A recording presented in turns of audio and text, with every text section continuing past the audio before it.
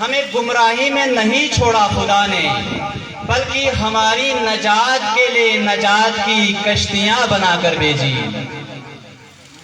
وہ نجات کی کشتیاں حسین ابن علی ہے۔ رسول خاتم اکرم صلی اللہ علیہ وآلہ وسلم فرماتے ہیں ان الحسین مصباح الہدی و سفینۃ النجاۃ، میرے پاس امت کی نجات کے لیے نجات کی کشتی ذات حسین ابن علی ہے۔ ہماری نجات حسین ابن علی کی ذات سے وابستہ ہے۔ کشتی نجات حسین ابن علی ہے، کشتی نجات علی ابن ابی طالب ہے، کشتی نجات محمد و آل محمد ہے۔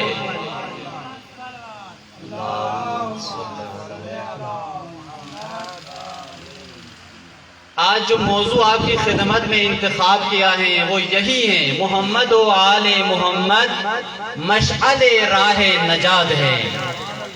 راہ نجات، راہ ہدایت، راہ خدا میں انسانوں کی ہدایت و رہنمائی کے لیے خدا نے جو انوار مقرر فرمائے ہیں، ان انوار مقدسات کا نام محمد و آل محمد ہے۔ اگر انسانوں نے نجات تک جانا ہے، اپنے مقصد تک جانا ہے، خدا تک جانا ہے، اور اس مقصد تک جانا ہے جس مقصد تک جانے کا خدا نے حکم دیا ہے، تو وہ مقصد کون دکھائے گا؟ محمد اور آل محمد دکھائے گا۔ وہ نجات کا راستہ محمد و آل محمد دکھائے گا۔ یہ نجات کی کشتیاں ہیں۔ کبھی رسول اکرم نے اپنی اہل بیت کا تعارف کشتی نجات کے طور پر پیش کیا، اور کبھی امام محمد باقر سے جب سوال کیا گیا کہ جو قرآن میں اللہ نے فرمایا ہے کہ مسلمانوں مومنوں گمراہی سے بچنے کے لیے، ضلالت سے بچنے کے لیے اللہ کی رسی کو مضبوطی سے تھامو، حبل اللہ کو مضبوطی سے تھامو، امام باقر سے پوچھنے والے نے پوچھا، اے امام باقر ابن رسول اللہ، یہ حبل اللہ سے کون مراد ہے؟ آپ علیہ السلام نے فرمایا، حبل خدا، خدا کی مضبوط رسی ہم اہل بیت اطہار ہے۔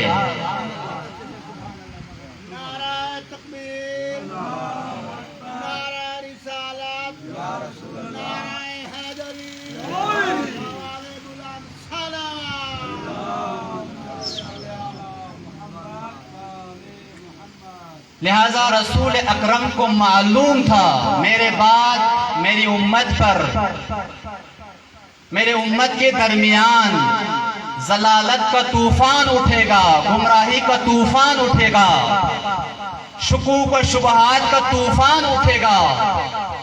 ان گمراہی و ضلالت و شکوک و شبہات کے طوفان میں جو کشتی میری امت کو نجات دے گی وہ کشتی محمد و آل محمد ہے۔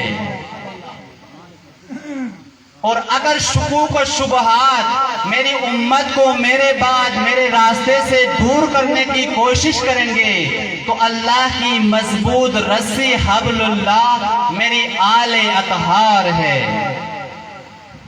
اہل بیت اطہار ہے۔ اور کسی جگہ رسول اکرم نے کیا فرمایا؟ ولایت علی بن ابی طالب حسنی، علی بن ابی طالب کی ولایت میرا قلعہ ہے۔ یہ حدیث قدسی ہے۔ حدیث قدسی ایک عام حدیث ہوتی ہے اور ایک حدیث قدسی ہوتی ہے۔ حدیث جو معصوم کی حدیث روایت ہے، معصوم کا فرمان ہے، معصوم کے فرمان کو حدیث کہتے ہیں، چاہے رسول اکرم ہو یا اہل بیت اطہار ہو۔ لیکن حدیث قدسی اس حدیث مبارکہ کو کہا جاتا ہے جو ہے خدا کا کلام لیکن الفاظ رسول اللہ کے ہیں۔ رسول اللہ نے خدا کا کلام اپنے الفاظ میں اگر بیان کیا ہے تو اس حدیث کو حدیث قدسی کہتے ہیں۔ حدیث قدسی خدا کا کلام ہوتا ہے۔ حدیث قدسی میں اللہ تعالیٰ کا فرمانا ہے، علی ابن ابی طالب و اولاد علی میرا محفوظ قلعہ ہے، اگر کوئی اس قلعے میں داخل ہوا وہ قیامت کے دن میرے عذاب سے محفوظ رہے گا، اور جو اس قلعے سے باہر رہے گا ولایت علی کا منکر ہوگا، ولایت علی سے باہر رہے گا، اسے میرے عذاب سے کوئی نہیں بچا سکے گا، اسے خدا کے عذاب سے کوئی نہیں بچا سکے گا۔ اسی لیے ہم خدا کی بارگاہ میں کیا کہتے ہیں، اور ائمہ کا بھی حکم ہے، الحمدللہ الذی جعلنا من المتمسکین بولایت علی بن ابی طالب، تمام حمد ہے اس ذات اقدس پروردگار عالم کے لیے کہ جس نے ہمارا تمسک علی بن ابی طالب کی ولایت کے ساتھ کیا، جس نے ہمارا دامن علی و اولاد علی کے دامن سے جوڑا۔ کیوں؟ کیونکہ یہی نجات کے سہارے ہیں، یہی خدا تک جانے کے راستے ہیں۔ صلوات پڑھے شان علی بن ابی طالب پر۔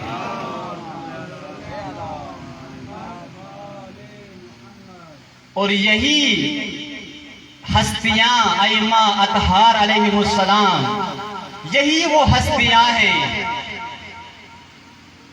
جو خدا نے مقرر کی ہیں، جو اللہ نے بھیجی ہیں۔ یہ ہستیاں ایسا نہیں ہے کہ خود سے امام بنے ہوں، یہ ہستیاں ایسا نہیں ہے کہ لوگوں نے ووٹ کے ذریعے سے رہنما کے لیے چنا ہو، بلکہ یہ ہستیاں وہ ہستیاں ہیں جن کو بطور امام ذات خدا نے چنی ہے۔ اگر ائمہ علیہ السلام کو بشریت کے لیے امام کے طور پر انتخاب کیا ہے تو یہ انتخاب لوگوں کا انتخاب نہیں، خدا کا انتخاب ہے۔ اسی لیے امام محمد باقر علیہ السلام سے کسی نے پوچھا، یا ابن رسول اللہ، یہ جو آپ بیان کرتے ہیں کہ جس نے ہمیں جھٹلایا، جس نے ہمیں ہماری امامت کا انکار کیا، اس نے خدا کا انکار کیا، آپ ایسے کیوں کہتے ہیں؟ جس نے آپ کا انکار کیا تو خدا کا انکار کیسے ہوا؟ جس نے آپ کا انکار کیا اس نے آپ کی امامت کا انکار کیا، آپ کیوں خدا کی طرف نسبت دیتے ہیں؟ امام محمد باقر علیہ السلام نے جواب دیا، کیونکہ ہم امام بن کر جو آئے ہیں یہ ہم خود نہیں آئے، ہمیں خدا نے امام بنا کر بھیجا ہے۔ لہذا ائمہ خدا علیہ السلام یہ خود بھی نجات یافتہ ہیں اور دوسروں کو بھی نجات دیتے ہیں، نجات یافتہ بھی ہیں، نجات دہندہ بھی ہیں۔ لہذا عقل مند انسان وہی ہے جو ہر ایرا غیرے کو اپنا لیڈر انتخاب نہ کریں، اپنا ولی انتخاب نہ کریں، اپنا سرپرست انتخاب نہ کریں، اپنا حاکم انتخاب نہ کریں، اپنا امام انتخاب نہ کریں، بلکہ اس انسان کو اپنا امام انتخاب کریں جو خود بھی نجات یافتہ ہے اور آپ کو بھی نجات دے سکتا ہو، جو خود گمراہ ہو، جو خود اپنی مشکلات کے لیے علی کے در پہ جائے، جو خود اپنے مسائل کے حل کے لیے معصومین کے در پہ جائیں، وہ آپ کی مشکلات کیسے حل کر سکتا ہے؟ وہ آپ کی مشکلات کیسے حل کر سکتا ہے؟ ہم سعادت مند ہیں، ہم خوش قسمت ہیں کہ ہمارا تعلق ان ہستیوں سے ہیں جو خود بھی نجات یافتہ ہیں اور ہمیں بھی نجات دیں گے۔ صلوات پڑھیں محمد و آل محمد صلی علی۔ ہمارا فریضہ کیا ہے؟ ہماری ذمہ داری ان معصومین کی نسبت کیا ہے؟ یہ مشعل راہ ہے، راہ خدا، خدا کے راستے پر چلنے کے لیے، راہ خدا میں سفر طے کرنے کے لیے، خدا تک جانے کے لیے جو رہنما اصول ہیں وہ یہ معصومین علیہ السلام ہیں۔ یہ مقام و مرتبہ ذات خدا نے انہیں عطا کیا۔ ہمارا فریضہ یہ ہے کہ ان کی معرفت حاصل کریں، ان کو پہچانیں، ان کی شناخت حاصل کریں، تاکہ ہم اپنے لیے انہیں اسوہ مانیں، اپنے لیے انہیں رول ماڈل مانیں، ان کی سیرت کو فالو کریں۔ لیکن ان کی حق معرفت یہ ہم عام انسانوں کی بس کی بات نہیں ہے۔ ہر عام انسان ان معصومین کی حق معرفت ادا نہیں کر سکتا۔ اسی لیے رسول اللہ صلی اللہ علیہ وآلہ وسلم کیا فرماتے ہیں؟ اے علی ابن ابی طالب، اے میرے بھائی یا اخی، خدا بند عالم کی معرفت کسی انسان نے حاصل نہیں کی، ذات خدا کی معرفت کا حق کسی نے ادا نہیں کیا سوائے آپ اور میرے۔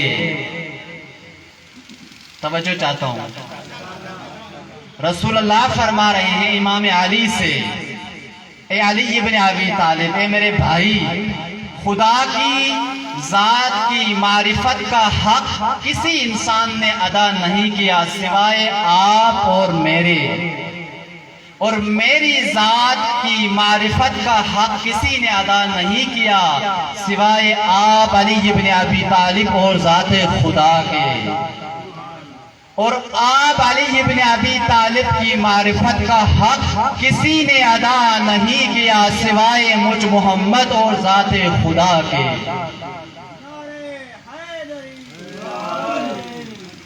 لہٰذا ان معصومین کی معرفت کا حق ادا کرنا ہماری بس کی بات نہیں ہے، لیکن حد المقدور ہمارا فریضہ و ذمہ داری ہے ان کی معرفت حاصل کریں، خدا کی معرفت حاصل کریں، رسول کی معرفت حاصل کریں، امام کی معرفت حاصل کریں، اور راہ خدا کو سمجھیں، راہ رسول اللہ کو سمجھیں، راہ امام کو سمجھیں۔ ان تمام ذوات مقدسات کے راستے میں کوئی دوئیت نہیں، راہ رسول اللہ وہی راہ خدا ہے، راہ علی ابن ابی طالب وہی راہ خدا ہے، راہ خدا وہی راہ رسول اللہ اور راہ علی ابن ابی طالب ہے۔ جو راہ علی ابن ابی طالب پر ہے یقین جانے وہی راہ خدا پر ہے، جو راہ رسول اللہ پر ہے یقین جانے وہ بھی راہ خدا پر ہے۔ جو راہ رسول اللہ پر ہے، جو رسول کا عاشق ہو وہ کیسے علی کا دشمن ہو سکتا ہے؟ جو اللہ کا ماننے والا ہو وہ کیسے علی ابن ابی طالب کا منکر ہو سکتا ہے؟ یہ ناممکن ہے کوئی خدا کو بھی مانے، کوئی رسول کو بھی مانے، کوئی خدا کا بھی عاشق ہو، کوئی رسول کا بھی عاشق ہو، لیکن علی سے نفرت کرے، کوئی راہ رسول اللہ سے محبت کرے، کوئی راہ خدا سے محبت کرے، لیکن راہ علی ابن ابی طالب سے نفرت کرے، یہ ناممکن ہے۔ اور اگر آپ کہتے ہیں قبلہ ہم نے تو دیکھا ہے عاشق رسول کے دم بھرنے والے بھی ہیں لیکن علی ابن ابی طالب سے نفرت بھی کرتے ہیں، آپ کہہ رہے ہیں کہ یہ ناممکن ہے۔ اگر کوئی شخص عاشق رسول اللہ ہونے کا دھم بھی بھرتا ہے، خدا کو ماننے کا دھم بھی بھرتا ہے، لیکن دشمن علی ہے تو وہ اسلام کے لبادے میں منافق ہے، وہ مومن نہیں ہو سکتا، وہ اسلام کے لباس کے اندر منافق ہے، وہ اسلام کے حلیے کے اندر، مسلمانوں کے حلیے کے اندر منافق چھپا ہوا ہے۔ صلوات پڑھیں محمد و آل محمد۔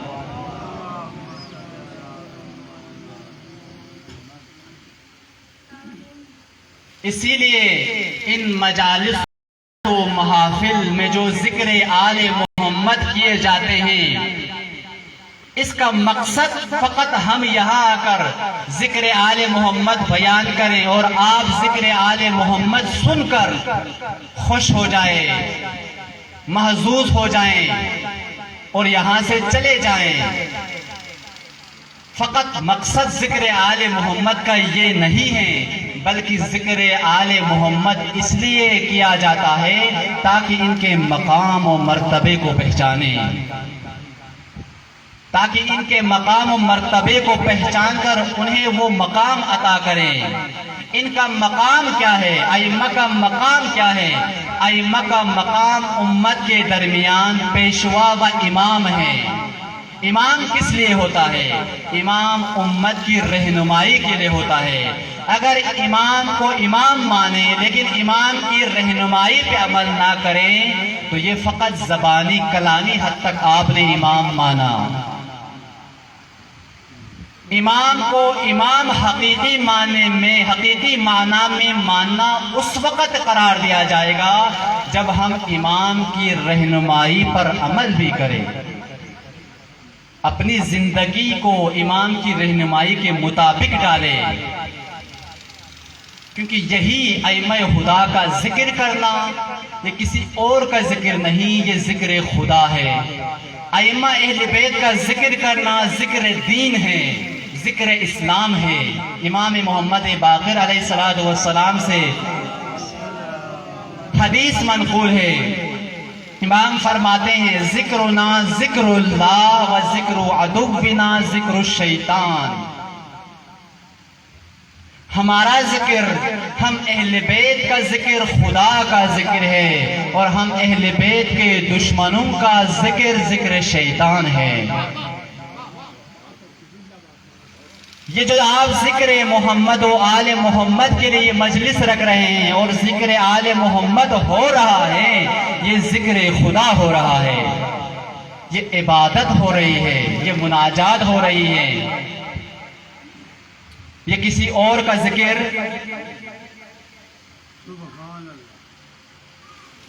نہیں ہو رہا۔ صلوات پڑھیں محمد و آل محمد پر۔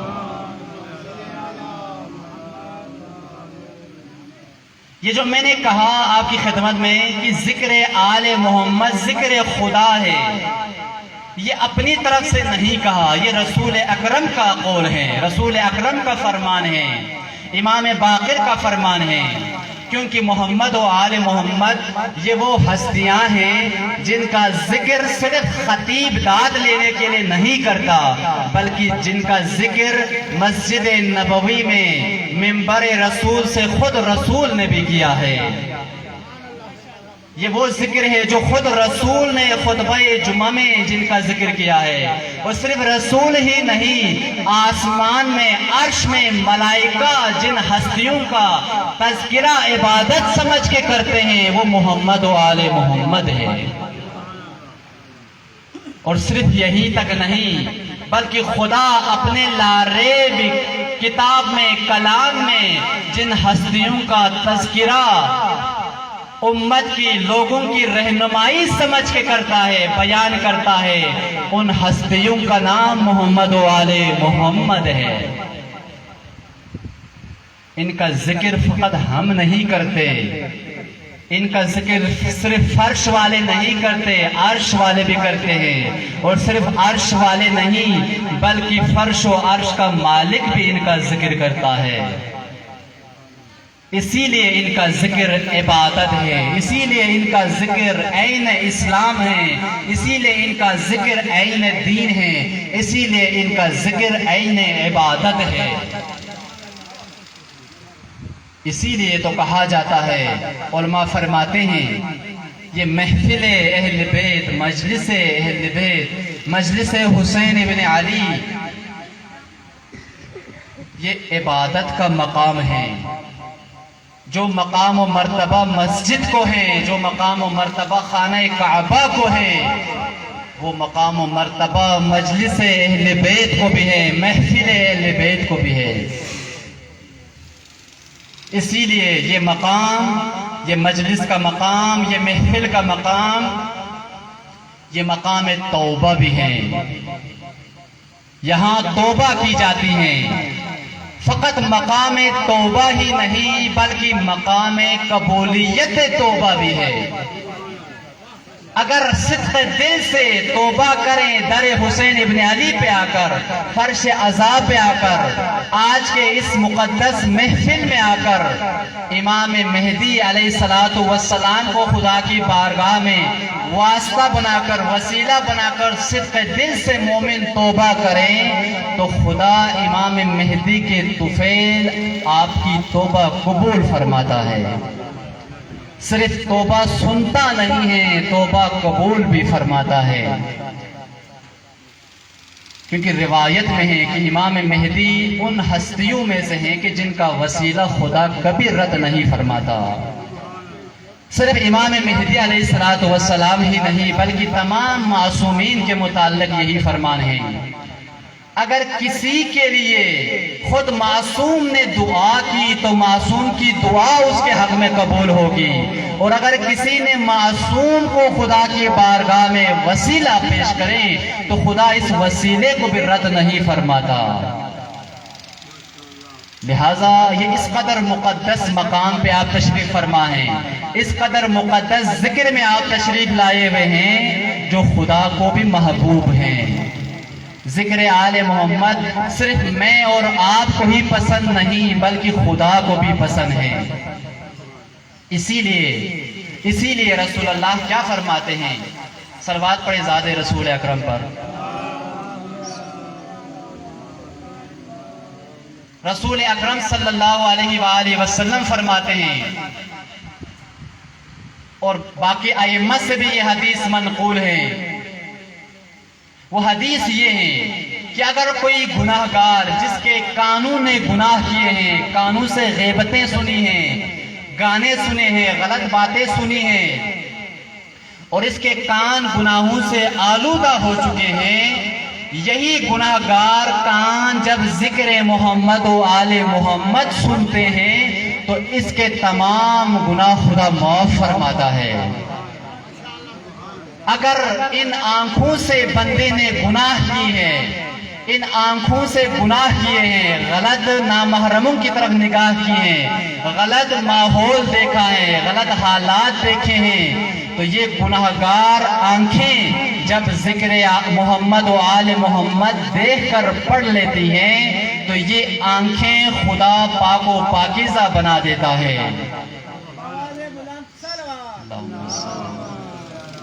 اگر انسان نے اپنی زبان سے غیبتیں کی ہیں، گالیاں دی ہیں، گناہ کیے ہیں، جب یہی زبان محمد و آل محمد کا ذکر کرتی ہے تو اس زبان کو خدا پاک و پاکیزہ کر دیتا ہے۔ اور جب انسان کے اعضاء و جوارح کے متعلق معصوم کی یہ حدیث منقول ہیں تو میں کہوں گا جس کا پورا وجود ہی ذکر محمد آل محمد کے لیے تشریف فرما ہے، اس کے وجود کو خدا ایسے گناہوں سے پاکیزہ کرے گا جیسے وہ ماں کے شکم سے آج پیدا ہوا ہو۔ جس کا وجود راہ ائمہ اطہار پر ہو، جس کا پورا وجود راہ محمد و آل محمد پر ہو، اس کا وجود خدا گناہوں سے ایسے پاکیزہ کرے گا جیسے وہ آج ماں کے پیٹ سے باہر آیا ہو۔ صلوات پڑھے محمد و آل محمد۔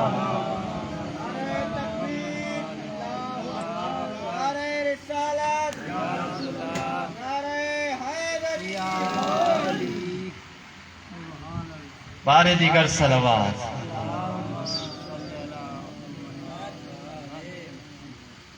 لہذا ذکر محمد و آل محمد یہ جو کچھ میں بیان کر رہا ہوں صرف یہی نہیں بلکہ آپ بھی ذکر میں برابر کے شریک ہو جائیں۔ میں اگر ذکر بیان کرنے میں اس عبادت میں آپ کے ساتھ شریک ہوں تو آپ سننے میں میرے ساتھ شریک ہیں، اور آپ صلواتوں کے ذریعے سے اس ذکر عبادت میں آپ بھی شریک ہو رہے ہیں۔ بآواز بلند صلوات پڑھیں، صلی علی محمد و آل محمد۔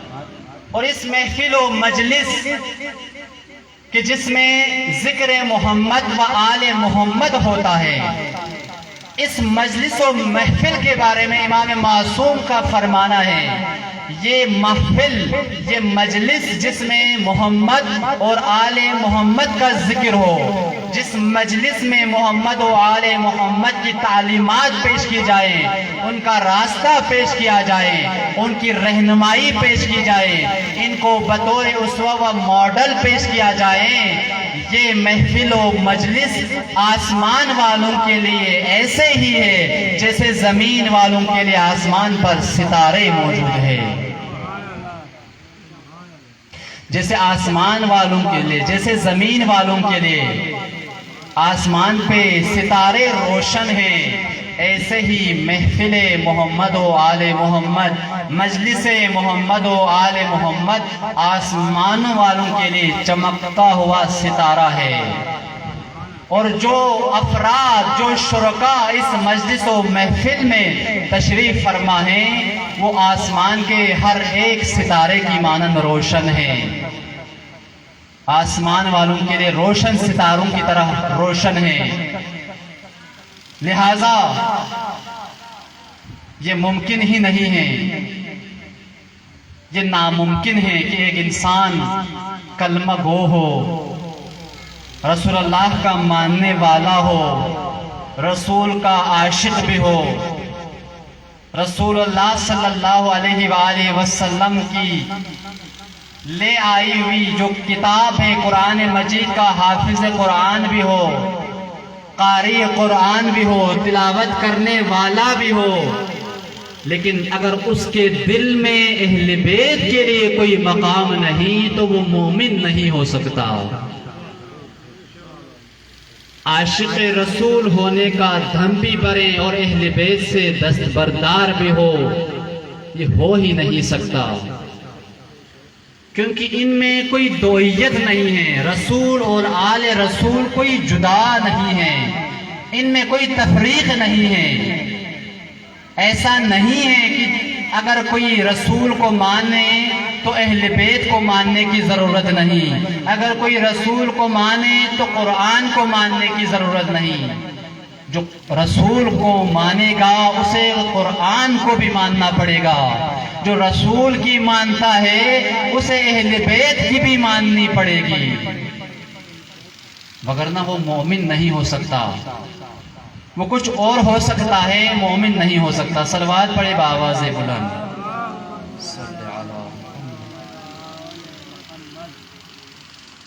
اسی لیے خدا نے ان معصوم ہستیوں کو، ان پاک و پاکیزہ انوار کو ہم عام انسانوں کی ہدایت کا مشعل بنایا ہے کہ ہم اپنی زندگی کیسے گزاریں، ہم اپنی زندگی قرآن ہم پڑھیں لیکن قرآن پر عمل کیسے کریں۔ قرآن اگر عملی دیکھنا ہے تو ان معصوم ہستیوں کی زندگی میں دیکھیں، کیونکہ رسول کا فرمان ہے القرآن مع العلی والعلی مع القرآن، علی قرآن کے ساتھ ہیں، قرآن علی کے ساتھ ہیں، علی مع الحق والحق مع العلی، علی حق کے ساتھ ہے اور حق علی کے ساتھ ہے۔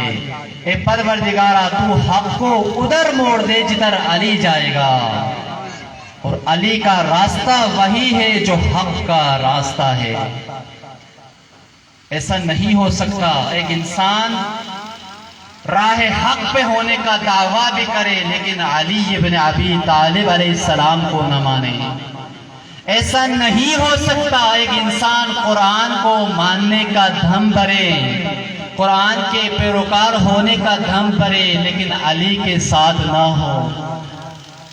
جدھر قرآن ہوگا وہیں علی بھی ہوگا، جدھر حق ہوگا وہیں علی ہوگا، جہاں علی نہیں وہاں حق بھی نہیں، جہاں علی نہیں وہاں قرآن بھی نہیں۔ اگر کہیں قرآن ہو لیکن علی نہ ہو تو یہ وہی ماجرا ہوگا جو ماجرا صفین میں رونما ہوا۔ صفین میں کیا ہوا؟ امیر شام نے قرآن پر، نیزوں پر قرآن چڑھائے، ایک طرف قرآن ہے، ایک طرف علی ابن ابی طالب ہے، لیکن قرآن کو نیزے پر چڑھا کر لوگوں کو گمراہ کرنے کی کوشش کی۔ یہاں معیار کیا تھا؟ آیا ہم قرآن کی طرف جائیں یا علی کی طرف جائیں؟ عام انسان شبہیں و مشکلات میں مبتلا ہو جاتا ہے۔ ایک طرف قرآن نیزوں پر ہے، ایک طرف علی بن ابی طالب ہیں۔ قرآن کی طرف جائیں یا علی کی طرف جائیں؟ صلوات پڑھیں محمد و آل محمد۔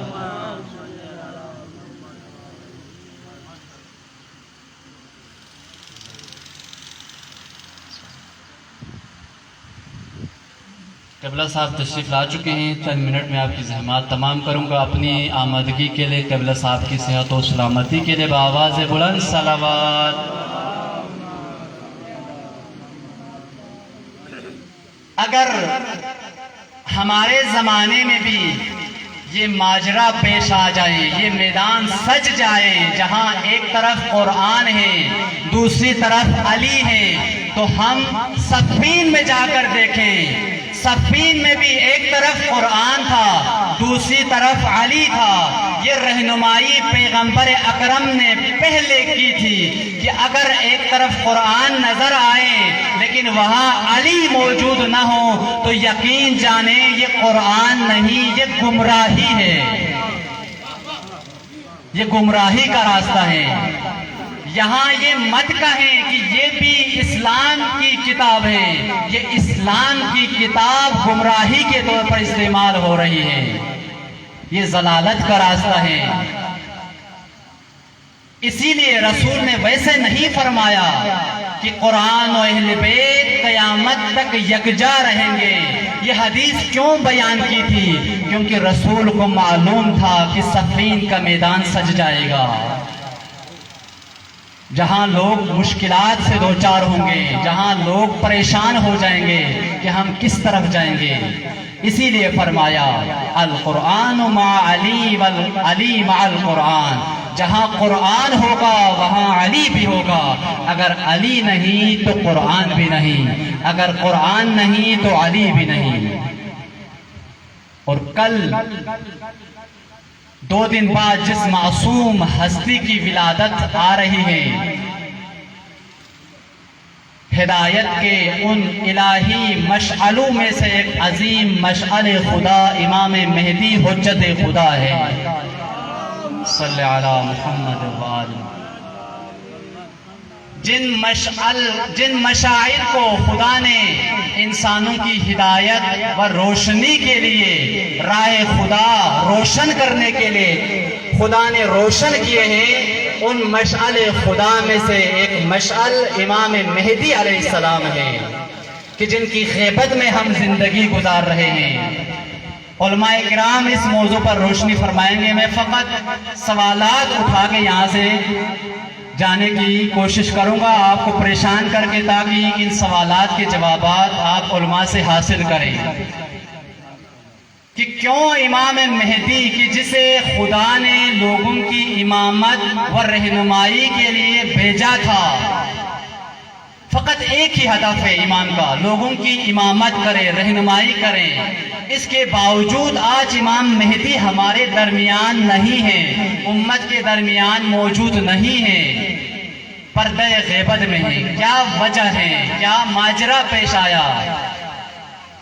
غیبت کا مقصد کیا ہے؟ غیبت کا فلسفہ کیا ہے؟ اور اس غیبت کے زمانے میں ہمیں انتظار کا حکم دیا، انتظار کا فلسفہ کیا ہے؟ انتظار کا مقصد کیا ہے؟ انتظار کا مطلب کیا ہے؟ آیا جیسے جب ہمیں کہا جائے کہ میں آپ کو لینے آ رہا ہوں، ہم دونوں خانے وال جائیں گے، کبیر والا جائیں گے، آپ بس میرے انتظار میں رہیں، تیار رہیں، میں آپ کو اٹھا لوں گا، آپ انتظار میں رہیں۔ ہم کیسے انتظار کرتے ہیں؟ ہم کچھ بھی نہیں کرتے، آرام سے گھر میں بیٹھے رہتے ہیں۔ آیا امام مہدی کے انتظار کا مطلب یہی انتظار ہے کہ ہم ہاتھوں پہ ہاتھ رکھ کر آرام سے بیٹھے رہیں اور کوئی ذمہ داری ادا نہ کریں، کوئی عمل انجام نہ دیں، کچھ بھی نہ کریں، اور یہی کہہ کر اپنے آپ کو دلاسا دلائیں کہ سب امام مہدی آ کر کریں گے، ساری مشکلات امام مہدی آ کر حل کریں گے۔ کیا ہمارا فریضہ یہی ہے؟ کیا دین میں انتظار کا مطلب یہی ہے؟ دوسرا سوال۔ تیسرا سوال، جو امام نے ظہور فرمانا ہے، غیبت کا زمانہ ہے، غیبت کے زمانے میں انتظار ہے، انتظار کا زمانہ ختم ہونے کے بعد جب امام ظہور فرمائیں گے، یہ امام کے ظہور کا مطلب کیا ہے؟ آیا پردے سے باہر آنے کا نام ظہور ہے؟ آیا آسمان سے نیچے اترنے کا نام ظہور ہے؟ یا ظہور کا دینی مفہوم کچھ اور ہے؟ ظہور کا قرآنی مطلب کچھ اور ہے؟ ان تمام سوالات کے جوابات انشاءاللہ تعالی علماء کرام سے آپ مستفید فرمائیں گے۔ آخر میں ایک شعر بیان کر کے، اس شعر کے اندر بھی ان تمام سوالات کے جوابات بھی ہیں، اور زمانہ غیبت میں ہماری ذمہ داری و فریضہ بھی اسی شعر کے اندر مرقوم ہے۔ یہ شعر بیان کر کے آپ کی زحمت تمام کروں گا۔ ایک دفعہ صلوات پڑھے بآواز بلند۔ انتظار الفرج جو عظیم عبادت ہے، تمام عبادتوں سے افضل عبادت انتظار فرج ہے، اور اس انتظار کے زمانے میں ہماری ذمہ داری کیا ہے؟ ہماری ذمہ داری صرف ذکر و اذکار کرنا، صرف انہیں یاد کرنا، ان کی یاد منانا نہیں، بلکہ عمل سے زندگی بنتی ہے جنت بھی جہنم بھی۔ عمل سے زندگی بنتی ہے جنت بھی جہنم بھی، یہ خاکی اپنی فطرت میں نہ نوری ہے نہ ناری ہے۔ والسلام علیکم ورحمۃ اللہ وبرکاتہ۔